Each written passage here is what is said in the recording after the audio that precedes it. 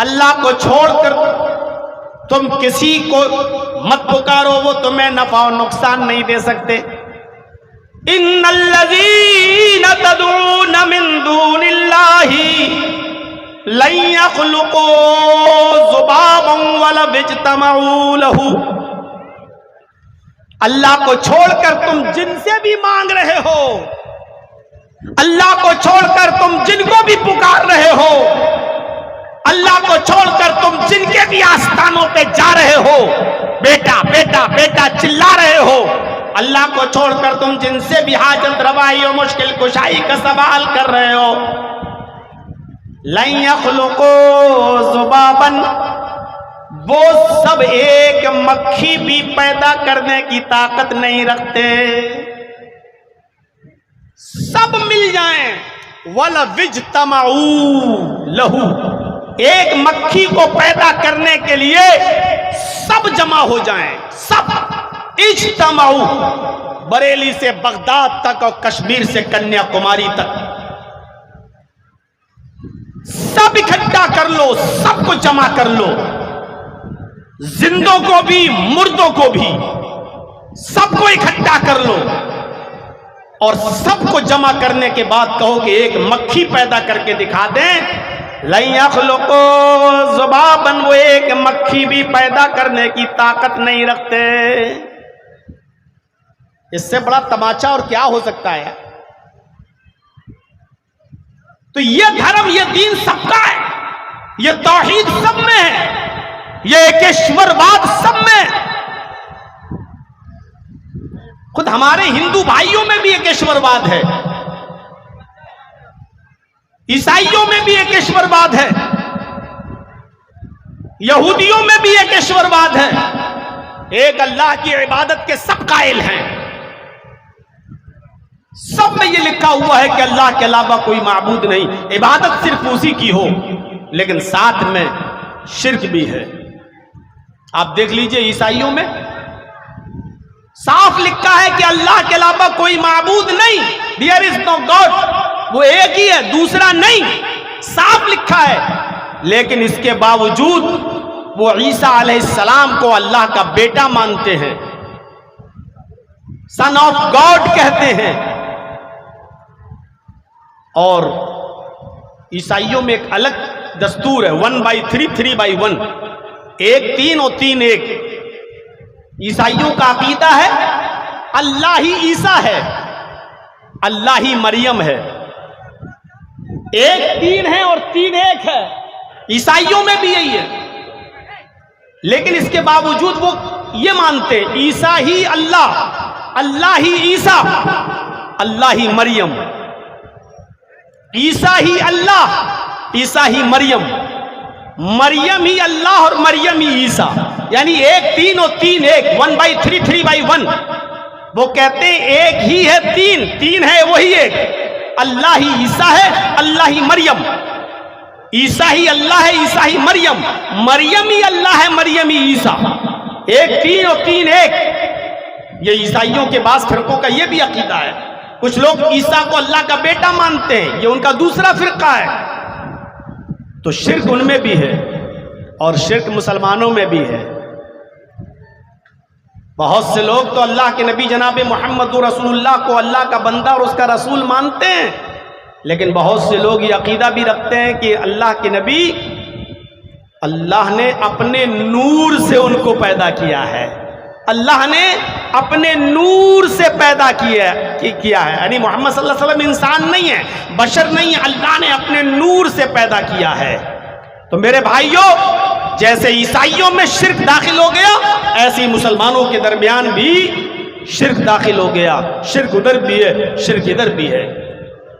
लेकिन हकीकत यह है कि शिर्क की दावत कहीं नहीं है। इस्लाम दीन तौहीद है, सबसे बड़ी खुसूसियत इसलिए कि तौहीद की दावत जितने जोरदार अंदाज में इस्लाम देता है, दुनिया के किसी मजहब के अंदर नहीं।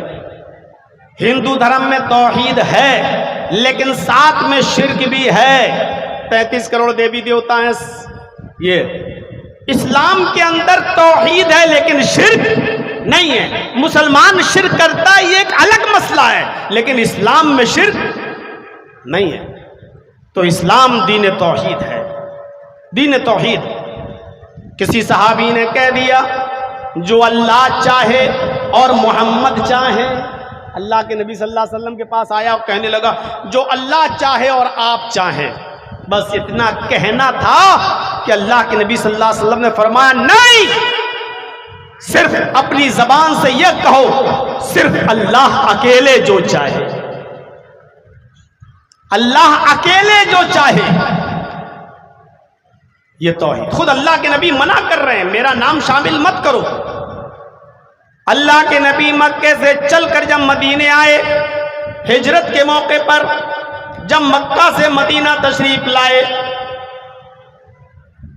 तो मदीने की औरतें छतों पर चढ़कर मुआयना देख रही हैं कि आज अल्लाह के नबी देखें किसके घर पर रुकते हैं।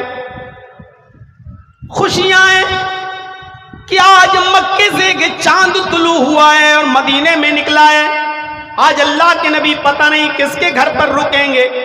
छोटी छोटी बच्चियां जो मदीने में थी वो ढोल लेकर दुफ बजाने लगी, दफ ऐसी, और दफ बजाते बजाते बजाते बजाते वो एक गीत गाने लगी, और वो गीत गाते गाते वो याशार पढ़ती जा रही थी, तलाल बद्रु अलैना मिन सनैयातिल वदाई वजब शुक्र अलैना मा दा लिल्लाहि दाई। आज तो 14वीं रात का चांद मक्के से तुलू हुआ है, मदीने में नमूदार हुआ है। आज अल्लाह ने मोहम्मद रसूलुल्लाह को हमारा मेहमान बना दिया है, हम अल्लाह का जितना भी शुक्र अदा करें वो कम है। वजब शुक्र अलैना मा दा लिल्लाहि दाई। अल्लाह के रसूल मक्के से मदीना हमारे दरमियान आए, हम अल्लाह का जितना भी शुक्र अदा करें वो कम है। उन छोटी छोटी बच्चियों ने देखा कि अल्लाह के नबी उनके पास से गुजर रहे हैं, तो उन बच्चियों ने एक जुमला कह दिया, वफीना नबिय्युन यअलमु मा फी गद। आज हमारे पास एक ऐसे नबी आए जो कल की बात भी जानते हैं, कल क्या होने वाला वो बता देते हैं, कल का इल्म भी रखते हैं। अल्लाह के नबी ने जब ये जुमला सुना, छोटी छोटी बच्चियां थीं, उनके मुंह से ये जुमला निकला कि मोहम्मदुर रसूलुल्लाह तो कल की बात भी जानते हैं। आप अपनी ऊँटनी से उतरे और उन बच्चियों के पास आए, आपने उन बच्चियों से कहा दई हाजिल कलिमात, बच्चियों इन जुमलों को छोड़ दो, ये जुमले अपनी जबान से अदा ना करो। अल्लाह की कसम मुझे नहीं मालूम कि कल मेरे साथ क्या होगा, मुझे कल का इल्म नहीं है। अरे मुझे तो थोड़ी देर के बाद मेरे साथ क्या होगा मुझे तो उसका भी इल्म नहीं है, ये सिर्फ अल्लाह जानता है कि कल क्या होगा, मुझे कल का इल्म नहीं है। अरे बच्चियों ये जुमले छोड़ दो। इतना दूर रखा मोहम्मद रसूलुल्लाह ने शिर्क से। तो इस्लाम तौहीद की दावत देता है, इस्लाम दीन तौहीद है। अल्लाह के नबी ने कभी नहीं कहा कि मेरे सामने सजदा कर, कभी नहीं कहा। इस्लाम रिसालत का सही तसव्वुर पेश करता है। आप देख लीजिए, यहूदी किसको मानते हैं? मूसा अलैहिस्सलाम को। ईसाई किसको मानते हैं? ईसा अलैहिस्सलाम को। जैनी लोग किसको मानते हैं? महावीर जी को। सिख लोग किसको मानते हैं? गुरु नानक को। बुद्धिस्ट लोग किसको मानते हैं? गौतम बुद्ध को। मुसलमान किसको मानते हैं? मोहम्मदुर रसूलुल्लाह को। हिंदू भाई किसको मानते हैं? कृष्ण जी को, रामचंद्र जी को।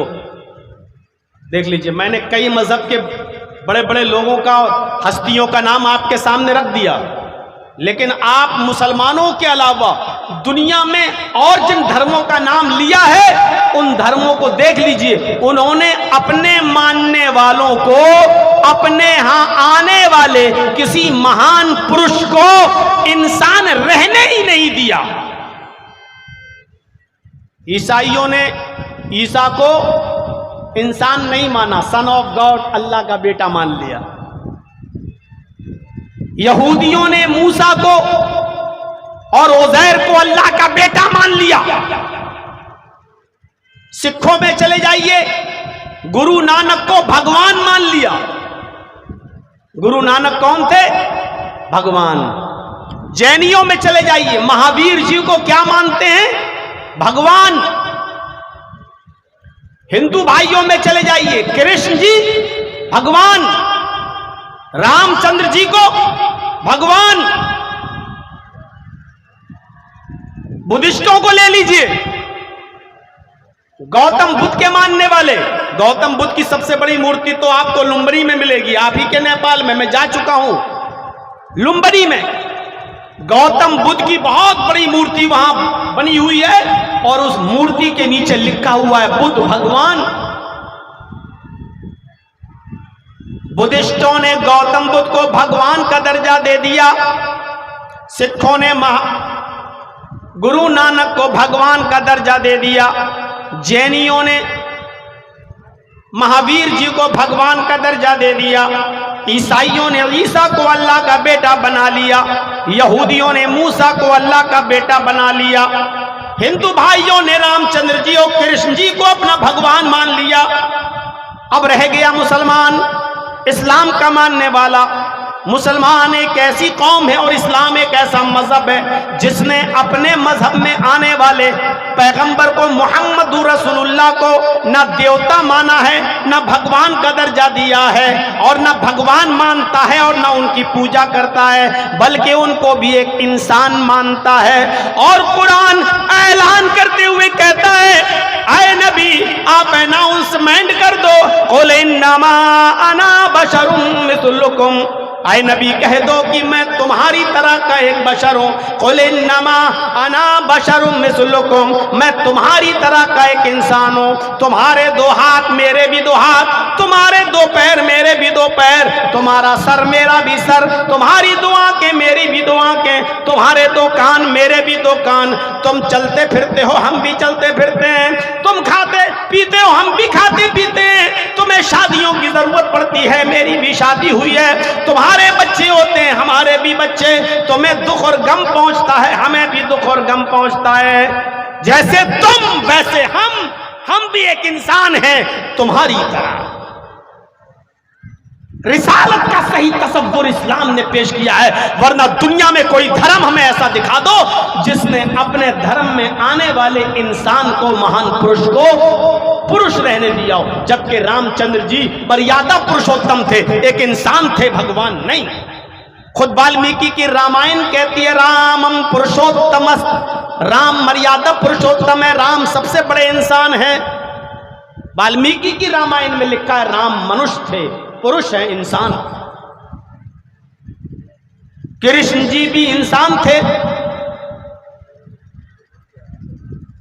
और एक शिकारी शिकार करने के लिए जंगल में गया, वो हिरन को तीर मार रहा था और उस तीर में जहर लगा हुआ था, उसने वो तीर हिरन को मारना के लिए छोड़ा कि ये तीर हिरन को लगेगा, और तीर में लगा हुआ जहर जब हिरन के पैर में या पेट में जाएगा तो हिरन कहीं भी दौड़ेगी भागेगी लेकिन मर जाएगी, फिर हम उसको पकड़ लेंगे। उस शिकारी का तीर निशाने से चूक जाता है और वो तीर कृष्ण जी के पैर में लगता है और वो जहर, तीर में लगा हुआ जहर, वो कृष्ण जी के जिस्म में जहर फैलना शुरू हो जाता है और उसी जहर के प्रभाव से, उसी विष के प्रभाव से, उसी जहर के प्रभाव से कृष्ण जी की मृत्यु होती है। ये आपके धार्मिक ग्रंथों में जब लिखा हुआ है तो जिसको एक जहर मार दे वो भगवान कैसे हो सकता है, उसको भगवान का दर्जा नहीं दिया जा सकता है। मोहम्मद रसूलुल्लाह भी भगवान का दर्जा नहीं पा सकते हैं, क्योंकि आपका भी इंतकाल के वक्त जो कैफियत थी वो ये थी कि आप जब मरजुल मौत में मुब्तला थे तो बार बार अपना हाथ पानी में डालते और पानी से हाथ निकालते, अपने चेहरे पे मलते जाते और कहते जाते ला इलाहा इल्लल्लाह इन्ना लिल मौति सकरात, मौत के लिए बड़ी बेचैनियां हैं, मौत के लिए बड़ी परेशानियां हैं, मौत के लिए बड़ी सख्तियां हैं। मेरे भाइयों, खुद मोहम्मद रसूलुल्लाह सल्लल्लाहु अलैहि वसल्लम भी इस दुनिया को छोड़कर चले जाते हैं। भगवान तो वो होता है कि जिसको कभी मौत ना आए। नबी अकरम अपने मां के पेट से पैदा भी हो रहे हैं, शादी भी कर रहे हैं, मरजुल मौत में भी मुब्तला हो रहे हैं और ये दुनिया छोड़कर भी जा रहे हैं। लिहाजा जो पैदा हो आम इंसानों की तरह और आम लोगों की तरह उसको मौत भी आती हो, मेरे भाइयों वो भगवान नहीं हो सकता।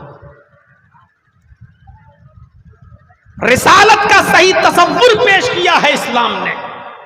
आप गौर करो, एक देहाती अल्लाह के नबी के पास आया, एक देहाती, और अपने गांव की कुछ शिकायत लेकर आया, और अल्लाह के नबी के सामने खड़ा है और कुछ बोलना चाहता है ऐसे, और नबी को देखता, मोहम्मद रसूलुल्लाह को देखता तो ऐसे कांपने लगता, थर्राने लगता। देखिए बेचारे, पहले आप लोग बीच में बैठ जाएंगे, फिर बाद में उठ उठ के भागने लगते हैं। शुगर तो नहीं है? तो शुगर वालों को ज्यादा पेशाब आता है, तो डिस्टर्ब ना करें तो ज्यादा अच्छा है भाई। जब बहुत ज्यादा जरूरी हो, निकलने वाला हो, तब आप भागिए। अगर कंट्रोल कर सकते हो तो बैठे रहिए यार, डिस्टर्ब मत करिए भाई। तो मेरे भाइयों गौर से सुनिए इस बात को। वो आया, अल्लाह के नबी से कुछ कहना चाहता है, इब्ने माजा की रिवायत, लेकिन वो जैसी कहता अरे अल्लाह के नबी, डरने लगता, कांपने लगता। आप समझ गए ये बेचारा मुझसे आंखें नहीं मिला पा रहा है, ये डर रहा है मुझसे। तो अल्लाह के नबी उठे, और उठने के बाद उसका कांधा पकड़ा, ये दोनों कांधे, और कांधा पकड़ कर कहा ला तखफ अना इब्नु इम्रातिन ताकुलुल कदीद। मेरे भाई क्यों डर रहे हो? मत डरो। इन्नी लस्तु बिमलक, मैं कोई बादशाह नहीं हूं, मैं कोई बादशाह नहीं हूं, किसी मुल्क का हुक्मरान नहीं हूं। क्यों डर रहे हो तुम मुझसे? इन्नी लस्तु बिमलिक, मैं कोई बादशाह नहीं हूं, मैं हाकिम वक्त नहीं हूं। अना इब्नु इम्रातिन ताकुलुल कदीद, इस जुमले पर गौर कीजिए। आपने उससे कहा तुम अपनी बात खुलकर बोलो, क्या कहना चाहते हो? मैं भी एक ऐसी औरत का बेटा हूं, मुझे भी एक ऐसी औरत ने पैदा किया है अपने पेट से, मुझे भी एक ऐसी औरत ने जना है जो सूखे हुए गोश्त के टुकड़े खाती थी। अना इब्नु इम्रातिन ताकुलुल कदीद, मुझे भी एक ऐसी औरत ने पैदा किया जो खुश्क गोश्त, सूखा हुआ गोश्त खाती थी। अरब के अंदर क्या होता था, ऊंट नहर किया, काटा, बड़े बड़े टुकड़े किए, 4 किलो 5 किलो का इतना, कोई अपने घर ले आया, और उसमें साल्ट लगाकर, नमक लगाकर उस गोश्त को, जो 4 किलो 5 किलो का टुकड़ा है बड़ा सा, उसको धूप में खुश्क कर लिया, सुखा लिया, और उसको अपने घर में रख दिया मसाला वसाला लगाकर।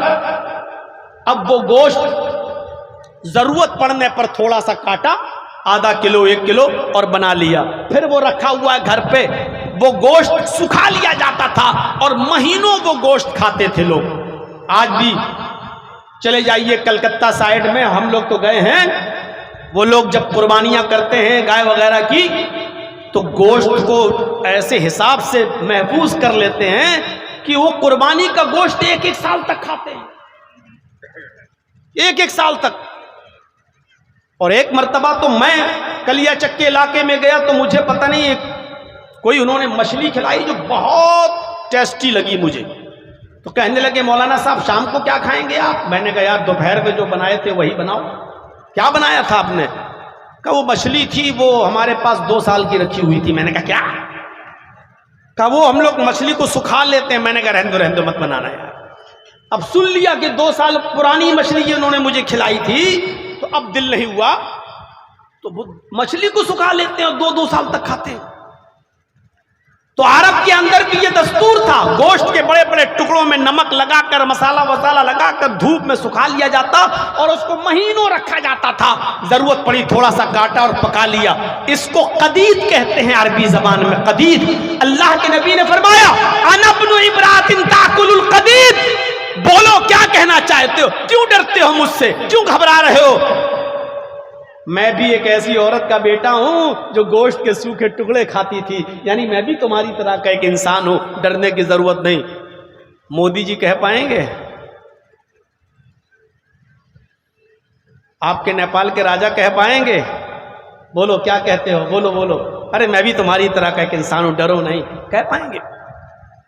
अल्लाह के नबी उसका डर दूर कर रहे हैं और कह रहे हैं बोलो मैं भी तुम्हारी तरह का एक इंसान हूं, मैं भी एक ऐसी मां का बेटा हूं जो गोश्त के सूखे टुकड़े खाया करती थी।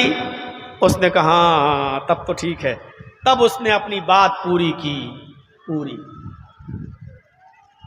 मुआज़ इब्न जबल मुल्क शाम से आए, हीरा बस्ती से आए, और आने के बाद अल्लाह के नबी जनाबे मोहम्मद रसूलुल्लाह सल्लल्लाहु अलैहि वसल्लम के सामने गिर गए और सजदा करने लगे। अल्लाह के नबी सल्लल्लाहु अलैहि वसल्लम ने मुआज़ इब्न जबल से कहा, मुआज़ ये क्या कर रहे हो, मेरे सामने सजदा, मेरे सामने सजदा।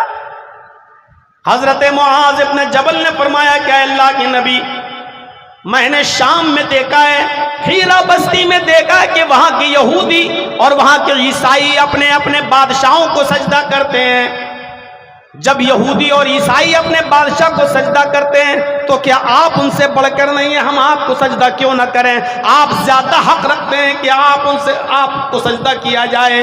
जब यहूदो नसारा अपने अपने हुक्मरानों को सजदा कर सकते हैं तो हम अपने नबी को सजदा क्यों ना करें?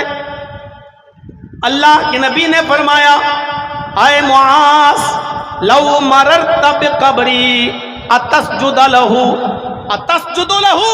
आए मुआज़ कल अगर मेरा इंतकाल हो जाए और मैं कब्र में दफन कर दिया जाऊं, और कल जब तुम मेरी कब्र के पास से गुजरोगे तो क्या उसको सजदा करोगे? कल जब तुम मेरी कब्र के पास से गुजरोगे तो क्या मेरी कब्र को सजदा करोगे? मुआज़ इब्न जबल ने कहा नहीं, ऐ अल्लाह के रसूल कब्र पे सजदा क्यों करूंगा?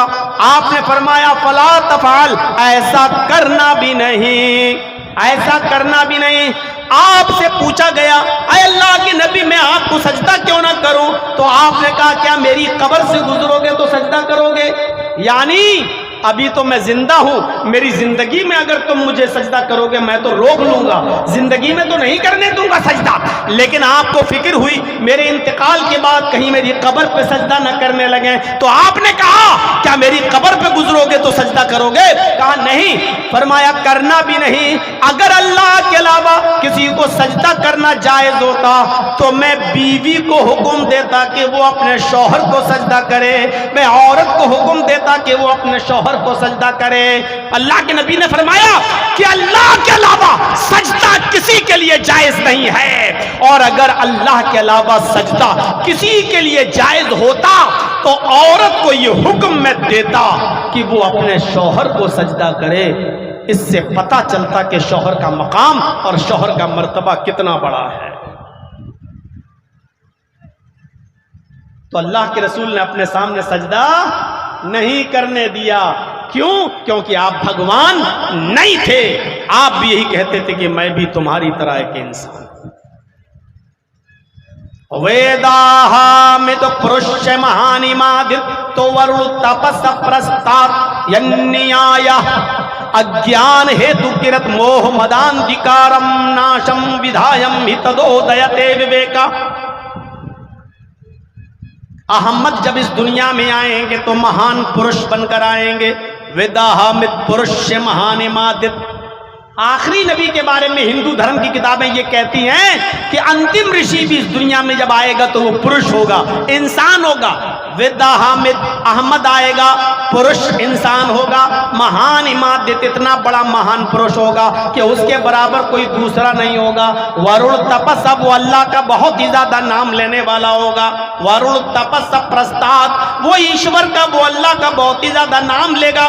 जब वो आ जाए तो उसी की कुटिया में चले जाना, जब वो आ जाए तो उसी के मजहब में शामिल हो जाना, जब वो आ जाए तो उसी की शिक्षा को ग्रहण कर लेना, जब वो आ जाए तो उसी की शिक्षा को एक्सेप्ट कर लेना।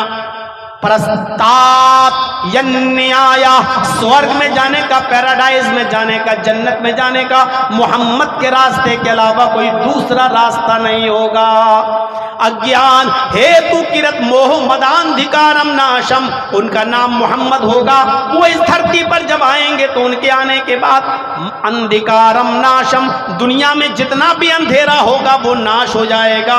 मोह मदांधिकारम नाशम, मोहम्मद अंधेरे को दूर कर देंगे, सारे गुनाहों के कामों को मिटा देंगे। मुहम्मदुर रसूलुल्लाह के आने से पहले कौन सा गुनाह ऐसा था जो इस धरती पर नहीं होता था? मेरे भाइयों, जुआ इतना खेला जाता था, जुआ इतना खेला जाता था कि लोग जुए में जब रकम हार जाते थे तो अपना मकान जुए में लगा दिया करते थे, और जुए में जब मकान भी हार जाते थे तब भी हार नहीं मानते थे, वो जुए में फिर अपनी बीवी लगा दिया करते थे। ज़ादुल मआद पढ़ी अल्लामा इब्नुल क़य्यिम की, जब वो अपनी बीवी भी जुए में हार जाते थे तब भी हार नहीं मानते थे, वो अपनी जवान बेटी भी जुए में लगा दिया करते थे। घर दौलत हार गए, मकान हार गए, बीवी हार गए, और बेटी भी जब जुए में हार जाते थे तब कहते थे लोगों अब मैं अपना सब कुछ हार चुका हूं, तब वो हार मानते थे। ये अरब का हाल था। मुहम्मदुर रसूलुल्लाह सल्लल्लाहु अलैहि वसल्लम के आने से पहले इतना जुआ खेला जाता था, और शराब तो इतनी पी जाती थी कि उनके घर में जब कोई बच्चा पैदा होता तो सबसे पहले उस बच्चे के हलक में शराब के कतरे डाले जाते, और बाप अपने बेटे के मुंह में शराब की बूंदे ड्रॉप्स डालता, कतरे डालता, और फख्र करता कि मेरा बेटा सबसे पहले इसके मुंह में शराब गई है, खानदानी है, नाम रोशन करेगा, मेरा बेटा भी शराबी बनेगा। इतनी शराब पी जाती थी। हम लोग खाना खाते वक्त दस्तरखान पर पेप्सी और थम्स अप की बोतल रख लेते हैं। अरब के लोग जब खाना खाते थे तो दस्तरखान पर पानी की जगह पर शराब की बोतलें रख लिया करते थे, और जब खाना खाकर खाने का लुकमा अटक जाता था तो बजाय पानी पीने के वो शराब से उतारते थे। शराब इतनी पीते थे कि शराब के नशे में वो भूल जाते थे कि मेरी बीवी कौन है और मेरी बेटी कौन है। मुस्नद अहमद की रिवायत के मुताबिक एक सहाबी ने जब शराब हराम नहीं हुई थी तो इतनी शराब पी ली कि शराब के नशे में वो अपनी बेटी का हाथ पकड़ लिए। नौजवानों, ये शराब कितनी बुरी चीज है। ये नेपाल के हर चप्पे चप्पे पर और कोने कोने पर मिलती है। मैं भी 2 साल नेपाल की सरजमीन पर पड़ा हूँ। सिराजुल्लूम में झंडा नगर में मैं रहा हूँ। मुझे मालूम है, नेपाल का चप्पे चप्पे से वाकिफ हूँ और उसकी पूरी हिस्ट्री मुझे मालूम है। पान की दुकानों तक में शराब खुलेआम बिकती है। ये शराब जब हराम नहीं हुई थी तो एक सहाबी ने ये शराब जब पी ली तो शराब के नशे में वो भूल गए कि बीवी कौन है और बेटी कौन है। उन्होंने बेटी का हाथ पकड़ लिया और उसी को खींच कर वो बंद कमरे में ले जाने लगे। बीवी को पता चला, दौड़ती हुई आई, उसने अपनी बेटी को छुड़ाया और शौहर को धक्का देकर कमरे में बंद कर दिया। 2-4-5 घंटे के बाद जब शौहर के शराब का नशा उतर गया तब उसने अंदर से दरवाजा खटखटाया। बीवी ने दरवाजा खोला तो बीवी को पीटने लगा। बीवी पीटने की बात कहती है, मेरे हस्बैंड तुमने मुझे क्यों मारा? कहा तूने मुझे कमरे में क्यों बंद कर दिया था? कहा तुमने शराब पी रखी थी। शौहर ने कहा मैं तो शराब पीता ही हूँ, आज पी ली तो क्या हुआ कि आज तुमने कुछ ज्यादा ही पी ली थी। शौहर ने कहा रे कभी कम कभी ज्यादा, ये तो होता ही रहता है, अगर ज्यादा भी पी ली तो क्या हुआ? बीवी ने कहा आज इतनी पी ली कि बीवी में और बेटी में फर्क भूल गए, कौन बेटी है और कौन बीवी, ये आप अंतर भूल गए और बजाय बीवी के बेटी का हाथ पकड़ लिया।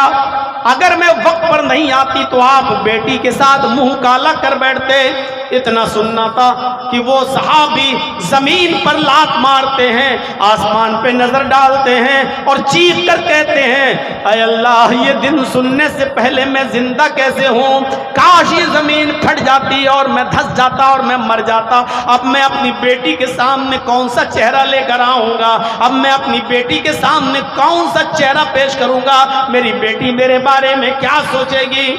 उसके बाद कहते हैं कि अल्लाह तू गवाह रहना, आज के बाद मैं शराब को हाथ नहीं लगाऊंगा, आज के बाद मैं शराब नहीं पीऊंगा। नौजवानों, जब ये शराब हराम नहीं हुई थी, एक हल्का सा नुकसान देखा और इस शराब के नुकसान को देखकर सहाबी ने शराब अपने ऊपर हराम कर ली और हाथ न लगाने की कसम खा ली।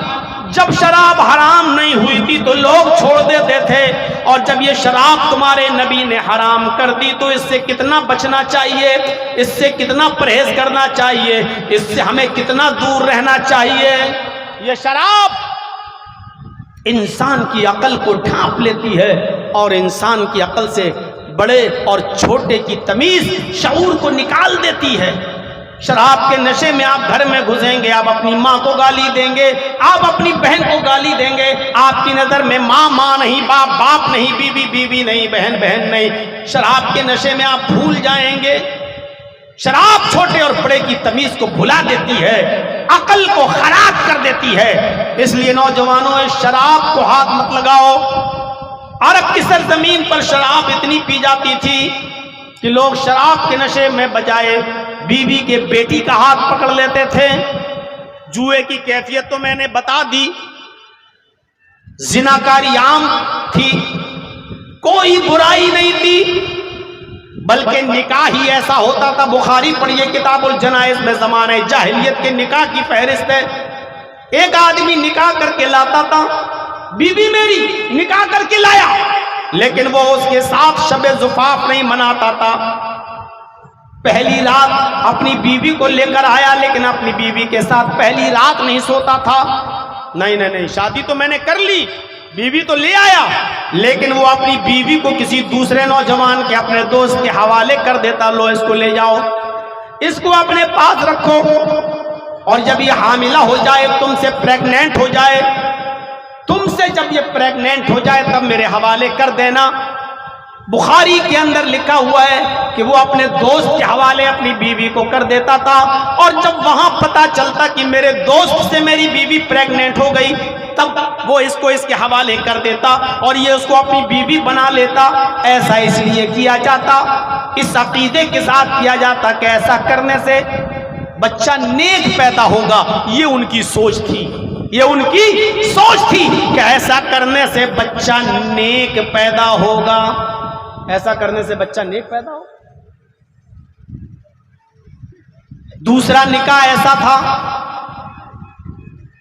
3, 4, 5, 6, 3 से ज्यादा और 10 तक आदमी एक ही औरत के पास जाते थे और उससे हम बिस्तर होते थे, जिना करते थे। कभी 3, 4, कभी 5, कभी 6, कभी 7, कभी 8, 9, 10 से ज्यादा नहीं। एक ही औरत के पास जाते, पूरे साल उससे मिलते, जिना करते उसके साथ। और जब इस औरत के कोई बच्चा पैदा होता तो ये सबों को बुलाती, जितने लोग इसके पास गए होते ये सबको बुलाती और कहती, तुम भी आए मेरे पास, तुम भी आए, तुम भी आए, तुम भी आए, तुम सबने मेरे साथ क्या किया ये तुम सबको मालूम है। सब लोग कहते हाँ मैं जानता हूं। अब ये मेरे बच्चा पैदा हुआ है, अब इस बच्चे को मैं बाप दूंगी और मैं इस बच्चे की मां बनूंगी, तो इस बच्चे का एक बाप भी होना चाहिए। पता नहीं ये किसका बच्चा है, क्योंकि उससे तो 10 लोग मिले हैं, पता नहीं ये किसका बच्चा है। लेकिन वो औरत को इख्तियार होता, वो उस बच्चे को उठाती और उन 10 लोगों में से जिसकी गोद में रखना चाहती रख देती। ये लो, अब उन 10 में से जिसकी गोद में बच्चा रख देती, ये उसी का बच्चा मान लिया जाता, ये उसकी बीवी हो जाती, वो उसका हस्बैंड, उसका शौहर हो जाता। वो उठता और उस बच्चे को और इस औरत को लेकर चला जाता, भी उसकी बीवी हो गई, वो उसका बच्चा हो गया। उन 9 लोगों के ऊपर कोई गिरफ्त नहीं, वो आजाद। ये शादी का दूसरा तरीका था। इस तरीके से शादियां होती थी मोहम्मद रसूलुल्लाह के आने से पहले, नबी के इस दुनिया में आने से पहले इस तरीके से शादियां होती थी। खाने काबा का औरतें बिल्कुल बरहना होकर, नंगी होकर तवाफ करती थी, एक भी कपड़ा उनके जिस्म पर नहीं होता था। जैसे कोई बच्चा मां के पेट से पैदा होता है बिल्कुल नंगा होता है, ऐसे ही औरतें खाने काबा का बिल्कुल नंगी होकर तवाफ करती थी, बरहना होकर तवाफ करती थी। उनके जिस्म पर कपड़े का एक भी तार नहीं होता था। पढ़िए रहीकुल मखतूम मौलाना सफीउर रहमान साहब मुबारकपुरी रहमतुल्लाह अलैह की ज़माने जाहिलियत में जो बुराइयां थी उनमें एक बुराई ये भी थी कि औरतें खाने काबा का बिल्कुल बरहना होकर और नंगी होकर तवाफ करती थीं। उन औरतों को कपड़ा पहनने का अधिकार नहीं था, उन औरतों को कपड़ा पहनने का हक हासिल नहीं था।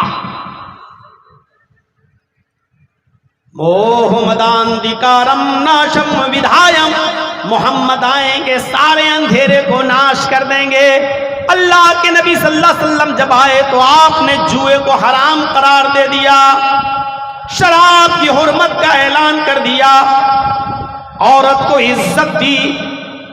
उसको जो औरत खाने काबा में नंगी होकर तवाफ करती थी उसके जिस्म पर कपड़ा पहनाया, उसको पर्दे का हक दिया, उससे कहा कि पर्दे में रहो। पर्दे में इतनी बेहयाई थी कि औरत खाने काबा का बिल्कुल नंगी होकर तवाफ करती थी लेकिन शर्माती नहीं थी। लेकिन नबी अकरम ने ऐसी हया पैदा कर दी, औरत को पर्दा में ऐसे डाल दिया कि अबू दाऊद पढ़िए किताबुल जिहाद देखिए कि अल्लाह के नबी सल्लल्लाहु अलैहि वसल्लम के जमाने में एक औरत जिसका बेटा मैदान जंग में जंग लड़ रहा है, मैदान जंग में जंग लड़ रहा है और लड़ते लड़ते वो बेटा कत्ल कर दिया गया, वो बेटा शहीद कर दिया गया।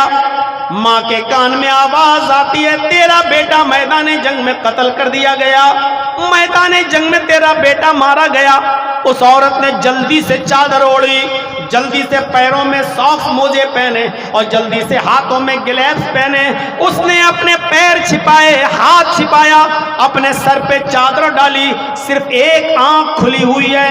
अबू दाऊद किताबुल जिहाद देखिए, जल्दी से उसने अपनी जिस्म पर चादर लपेटी और मैदान जंग में चली गई अपने बेटे की लाश देखने के लिए कि मेरा बेटा मैदान जंग में कहाँ है, किस हाल में पड़ा है।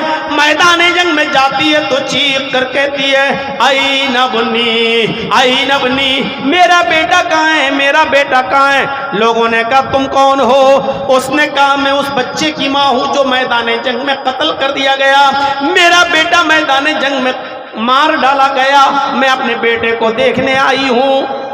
उसको उसके बेटे की लाश के पास लाया गया, वो अपने बेटे की लाश को देख रही है। लोगों ने कहा तेरा बेटा मैदान जंग में मरा है, शहीद हो गया है, कत्ल कर दिया गया, और तू अपना चेहरा छिपाकर, अपना जिस्म छिपाकर अपने बेटे को देख रही है। इस हाल में भी तू इतना पर्दा कर रही है, तू इस हाल में अपने बेटे को देख रही है, इस हाल में कि अगर कोई औरत ये सुन ले कि मेरा बेटा मर गया तो वो पागल हो जाती है। उसको अपने कपड़ों का होश नहीं रहता, उसको अपने पर्दे का होश नहीं रहता, उसको अपने बालों का होश नहीं रहता, वो पागल सी हो जाती है।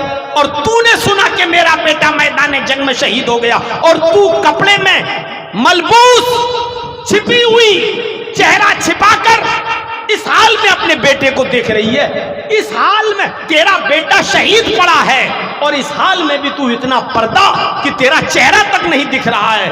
उस औरत ने जो जवाब दिया वो अबू दाऊद में मौजूद है। उस औरत ने जवाब दिया, इन उर्ज़बनी फलन उर्ज़ हयाई, लोगों मैदान जंग में मैंने अपना बेटा खोया है, मैंने अपनी हया नहीं खोई, मैंने अपना पर्दा नहीं खोया।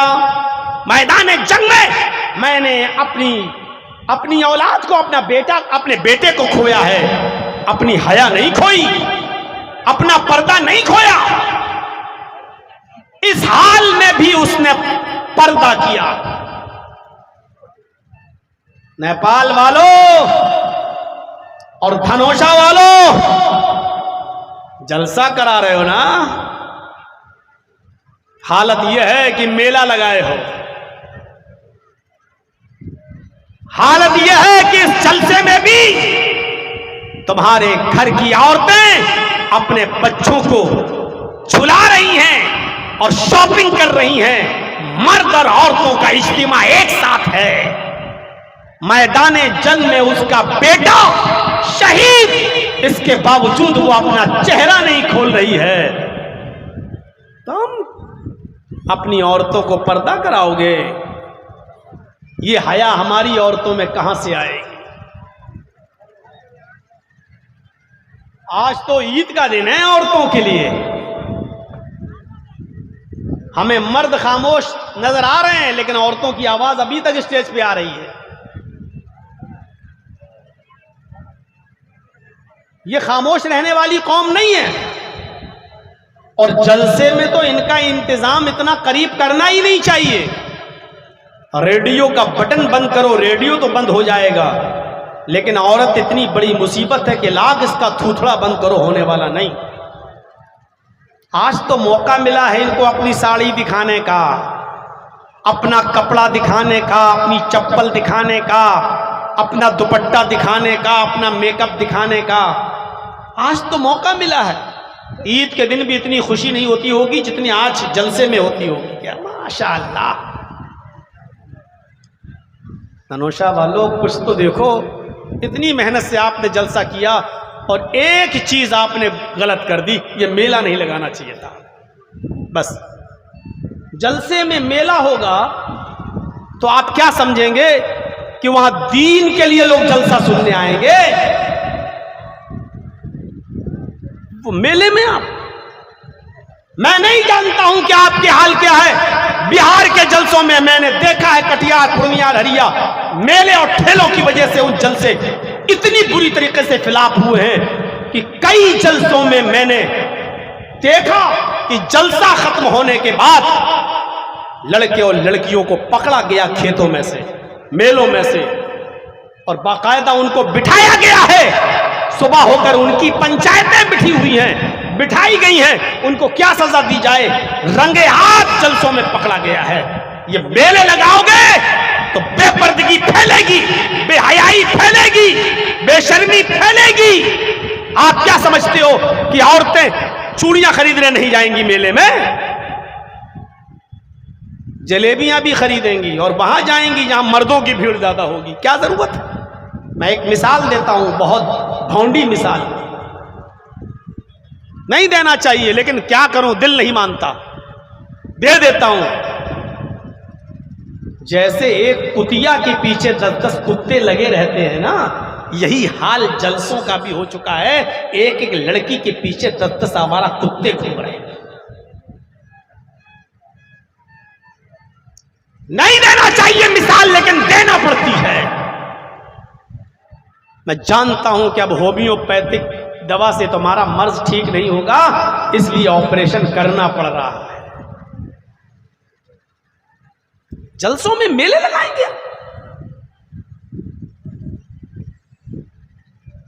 मिसाल देने के लायक है आपका जलसा हर जगह कि आपने इतनी मेहनत की माशाअल्लाह। वरना 1 तारीख को जलसा कैंसिल हुआ, चलो मौलाना नहीं, अल्लाह को मंजूर था, इंशाअल्लाह बाइंदा साल, आपने फौरन 15 दिन के अंदर अंदर दूसरा प्रोग्राम रख दिया। ये आपके जज्बात को मैं सलाम करता हूं, सलाम आपके जज्बात को, इतना शौक आपका, लेकिन आपने एक चीज गलत कर दी, बस जलसे में मेला लगा दिया। अब आप कहेंगे लोग मानते नहीं है, सबकी रोजी रोटी जुड़ी हुई है, तो क्या शराब का ठेका भी लगवा दोगे? यहां सबकी रोजी रोटी जुड़ी हुई है। मैं आ रहा था, हमारे मस्तान साहब कह रहे थे सबकी रोजी रोटी जुड़ी हुई है, तो शराब बेचने वाला भी तो शराब बेचता है, वो भी यहां शराब की दुकान खोल ले। आप खोलने दोगे? जब नहीं खोलने दोगे तो ये बेपर्दगी हो रही है। आप कैसे जलसे के अंदर बेपर्दगी? यचित्तियो यो पिम्मिम्मा, लोगों उससे मांगो, वही है जो तुम्हारी झोलियां भरता है, वही है जो तुम्हें देता है, वही है वो तुम्हें अता करता है, वही है जो तुम्हें नवाजता है। नस्तस्मा देविशोरी ऋषा, नस्तस्मा देविशो, नस्तस्मा नहीं है उसके अलावा, नहीं है उसके अतिरिक्त कोई भी देविशो देवी देवता, उसके अलावा कोई भी देवी देवता नहीं है। रीरिशा जो तुम्हें कुछ भी दे सके, उसके अलावा कोई भी देवी देवता तुम्हें कुछ भी देने की क्षमता नहीं रखता, शक्ति नहीं रखता, ताकत नहीं रखता।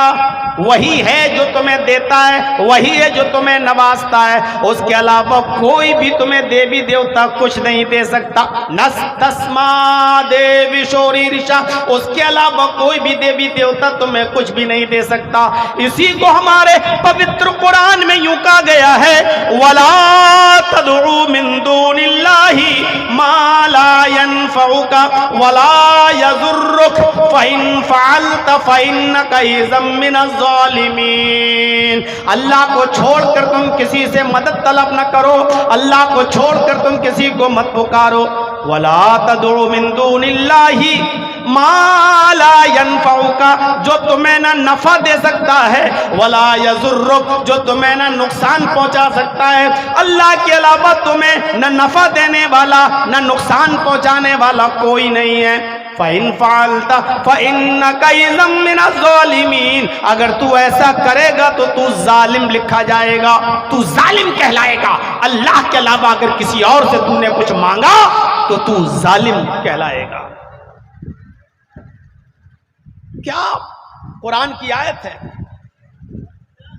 क्या मंत्र है। उसके अलावा कोई भी देवी देवता तुम्हें कुछ भी नहीं दे सकता।